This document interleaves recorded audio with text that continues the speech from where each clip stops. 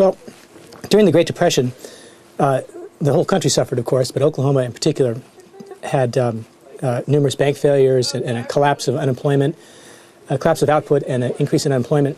And for various reasons, communities found it as a way of substituting for scarce legal tender. They began to create their own currencies to meet various needs. During the banking crisis of March 1933, when Roosevelt declared a national holiday that basically shut all the banks, people were given access to their accounts, at least part of their account balances, by banks issuing currency, their own currency, which was backed by the deposits that customers had. And that currency for a few weeks in 1933, March of 1933, circulated in place of U.S. money that banks couldn't issue because they were closed. So that was one variety of scrip. Another variety was the local money that was issued by communities like Guthrie, which had bank deposits which were frozen but had to make payments to their employees. And so they would issue really what amounted to round denomination warrants, and these would circulate as money in the community because everyone knew that sooner or later the municipal authorities would be able to redeem them.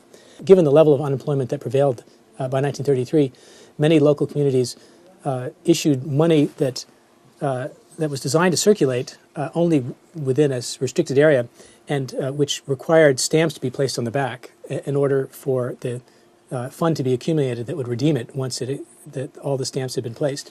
And this was seen as a way of paying for unemployment relief without necessarily having to raise taxes and otherwise strain local resources. The success sort of varied depending upon the type of scrip. The bank scrip was very, very useful. In Oklahoma City alone, during the March closures, some $130,000 worth of local currency that was called, this was the Oklahoma City's money that took the place of legal tender when it wasn't available. This circulated for a couple weeks, was redeemed when the banks opened, and no one lost a penny, and it was actually quite successful. Stamp scrip circulated much more with much more difficulty because people were not all that cooperative in putting the stamps on the back. No one lost money on it, but a lot of these experiments were retired without, at some loss to the community. The funds had to be reimbursed from city coffers.